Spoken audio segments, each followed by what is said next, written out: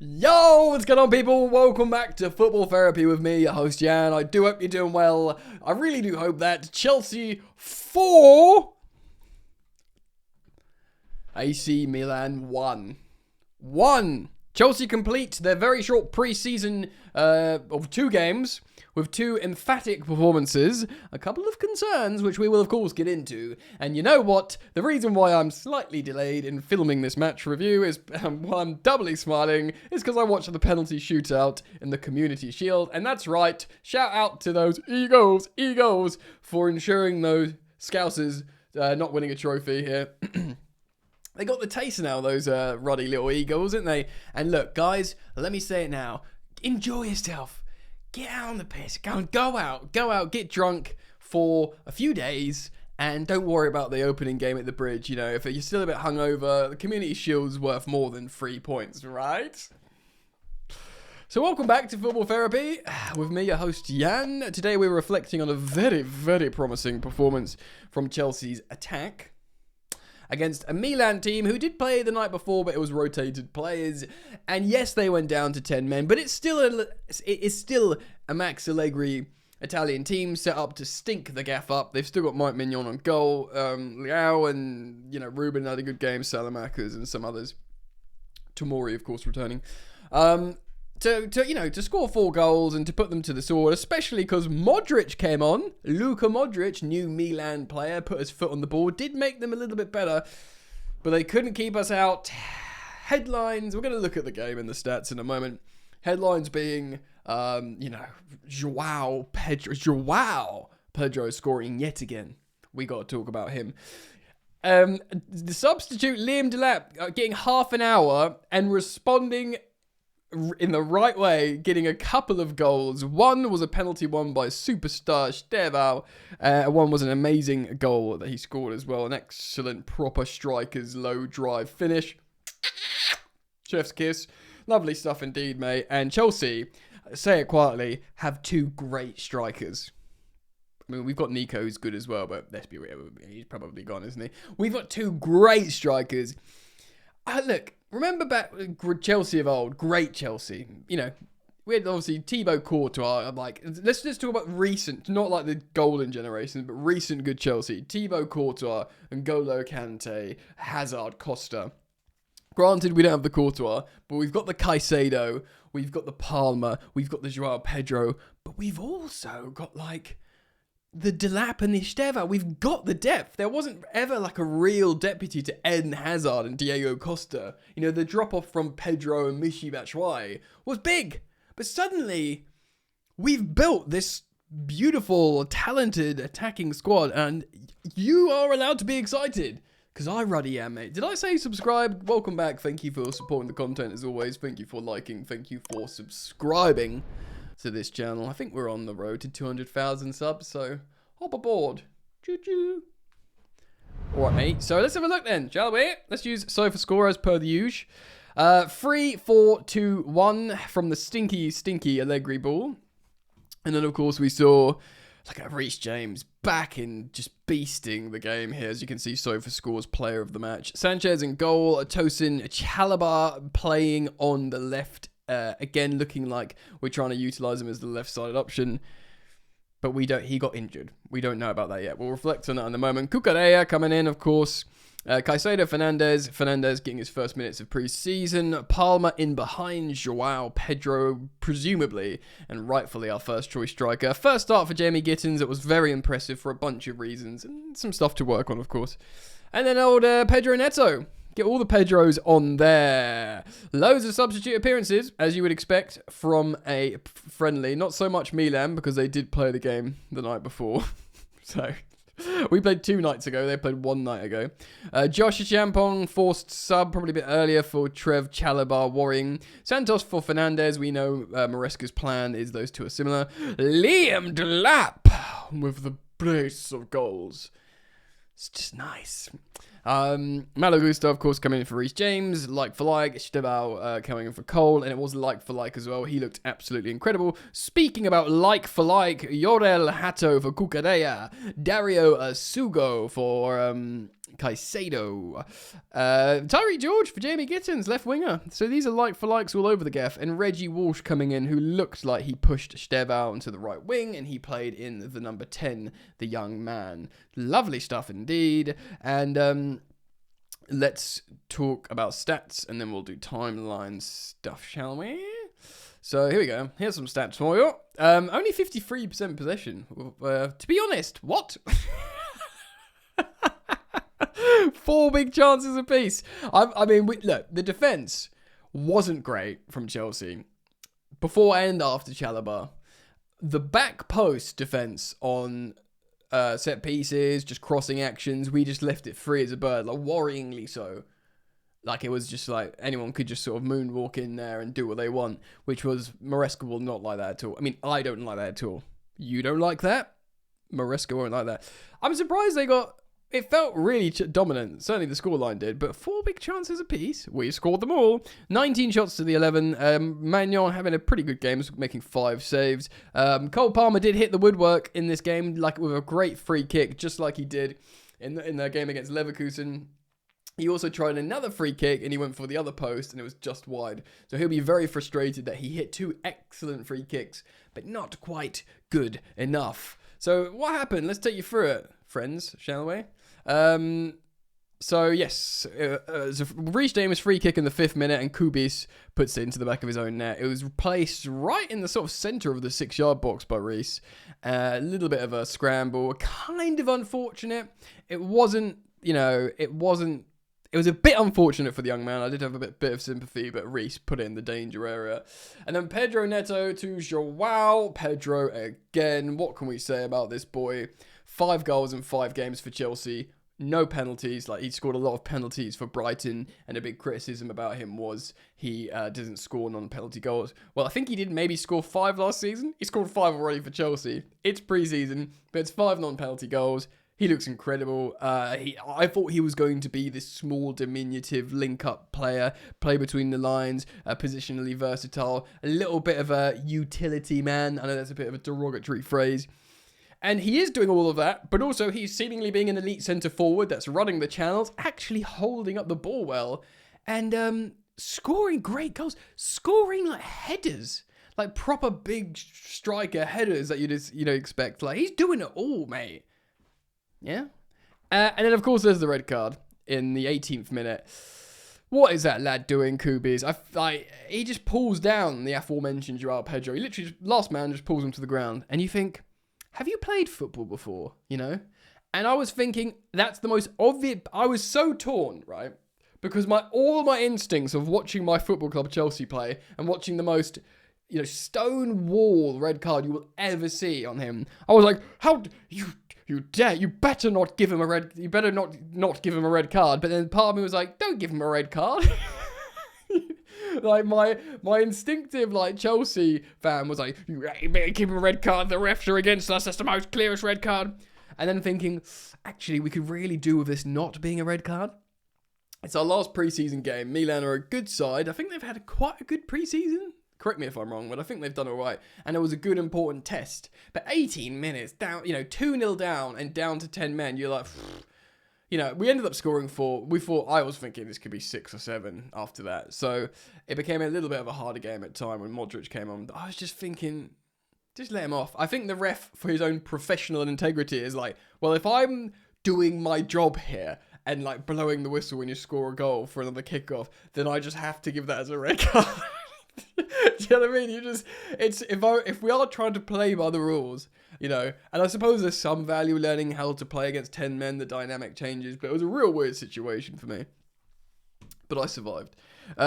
Yes, so Modric comes on at half-time. He does make Milan a little bit bad, to be fair.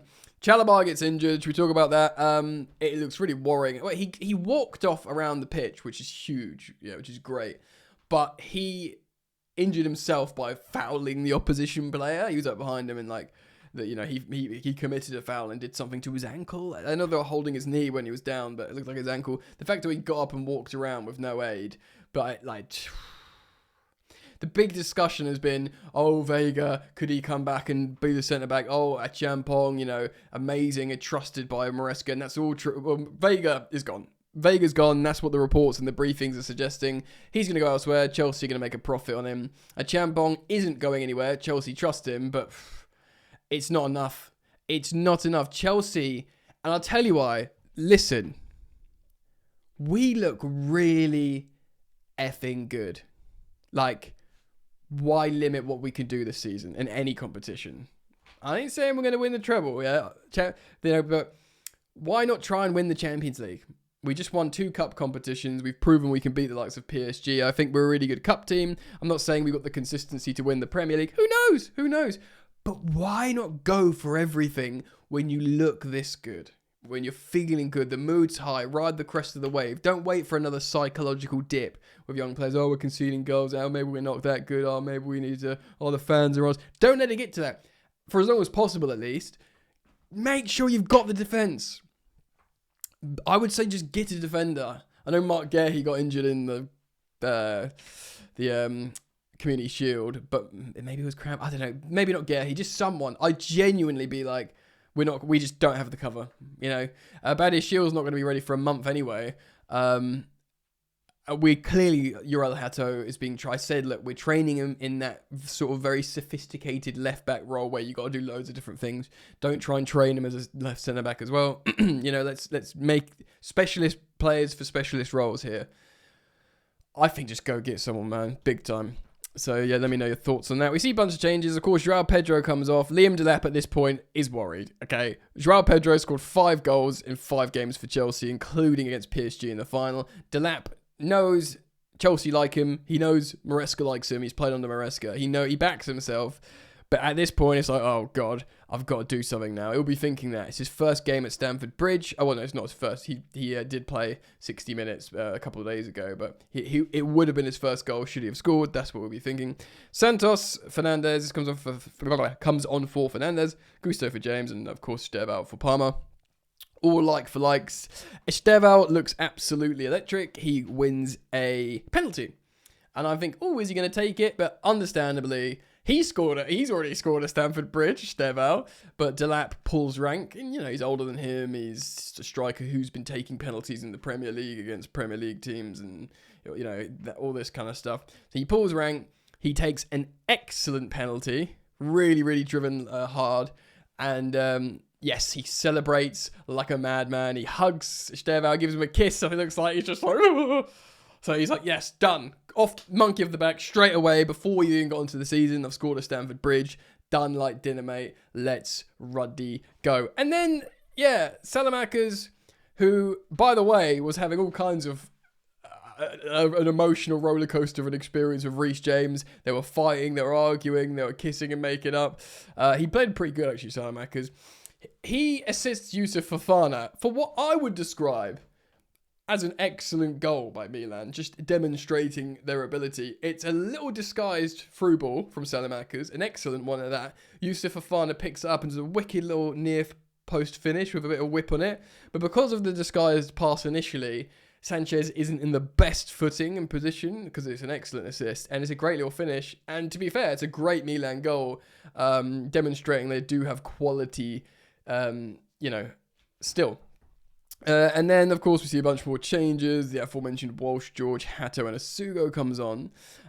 Changes for them as well later on. And then Santos assists a lovely goal in the dying embers for Delap, which really changes. Obviously, the penalty was good. He was happy to get it. It was nice that Estevao won it. They celebrated together. But that goal there, that open play, bang, bang from Liam Delap, is the feel-good fuzzies. We've got 2 good strikers. Oh my God, I've never felt so safe and warm in the last few years as a Chelsea fan. That was the moment for me, yes. Now, Milan, yes, they went down to 10 men, and yes, that makes it easier, but it also poses another question, but they're still good. Maignan was good in goal. I said Salamakers was good. It was a great finish by Fofana. I thought Loftus-Cheek played well and dragged the team up. I think Rafa Leao played very, very well, and to be honest, I kind of understand why Max Allegri's playing him as a striker, because he is an absolute tank, and you see it more when he's playing centrally. He will drift wide sometimes, but he is a beast, bro. Like, people were like him and Loftus-Cheek up top. You can see why Allegri went, yeah, stick those two boys up top. Because, remember for Chelsea, players used to just bounce and fall off Loftus-Cheek all the time. It's like that, but even more so with Rafa Leao, and he's still got that star quality, and he can sprint fast, bro. So maybe at times when he was like, he's just not built like a winger. I know Ronaldo's tall and quite big, Cristiano, but there's still something, I don't know, a little bit more, there's like a dainty element of Ronaldo. There's something just really like robust about Leao that looks, the right coach, I don't know if it's going to be Allegri, but I think the right coach, if they really utilise Rafa Leao in the right way, it'd be very exciting indeed. Chelsea players, Joao, Pedro, amazing. Let's just see some heat maps for fun. Slightly right pocket, playing as a striker. Gittins obviously holding the width. Pedro Neto holding the width. Look at that. Touchline, byline wingers. And then Palmer, very much the number 10. Joao comes on, plays the number 10, but he also plays the right wing. Interesting to see Fernandes right it sort of is a 4-2-3-1, isn't it? Caicedo's, it's not, is it? Look at that. Caicedo is just dominating the whole of the midfield pitch, and then Enzo sort of tucking into that right number 8 almost, because the width's being held so much by Gittins. And Neto. So let's talk about new boys then. I think Joao was amazing, bro. Like, his feet is... people who are worried about him dealing with the physicality of European football. Obviously, we haven't seen him play against a Premier League team yet, but, he's still coming up against big Milan defenders, and Bayer Leverkusen didn't necessarily give him an easy ride, and he will be training with defenders at Chelsea that don't give him a break, He looks good, man. How much longer can we just wax lyrical about Joao? He looks... I don't know if he's going to start the first game of the season. He might do it in the right wing, and I don't know. I think Neto and Palmer. I think this will be the starting front three against Palace. 4, against Palace. Possibly 5, depending on Fernandes' fitness. To be honest, that might just be the starting lineup. I just minus Chalobah if he is injured. Hopefully he isn't. Yeah, I'm really impressed with Gittins. His final shot action on his weaker foot, which is his left foot, and indeed when he had the chance to shoot on his right, wasn't great, but that's fine for the moment. And he impressed me. Everything that I heard, for example, I heard a lot about from Seb Stafford, Bloor of The Athletic. I heard on multiple different podcasts analysing Gittins and explaining what to expect. Yeah, very, very exciting. Amazing 1v1. Amazing centre of gravity and how he switches his weight and works really hard. He gets back, he tracks back, he presses. His like defensive data is really good. Perfect for the Premier League. Perfect for Enzo Maresca. He's our starting left winger because we want someone to cut in on their right foot. It's just sewn up for me. Maybe we sign Garnacho to play behind him, and of course Neto and Palmer and Pedro can all do a job there, but Maresca wants, look at this heat map, that's what he wants, that sort of left touchline, byline, cutback, do you know what I mean? He doesn't want players that want to operate centrally, which is like Joao, Pedro and Palmer and stuff. So he was really good, and other new boys that played, Santos, sort of new but not new, got an assist, looks pretty good. We've already waxed lyrical about Joao. Jorel Hato got 15 minutes, looked fine. I think didn't do anything particularly bad. And then Delap. For me, the reason why I'm smiling the most is the Delap brace, because it's like bang.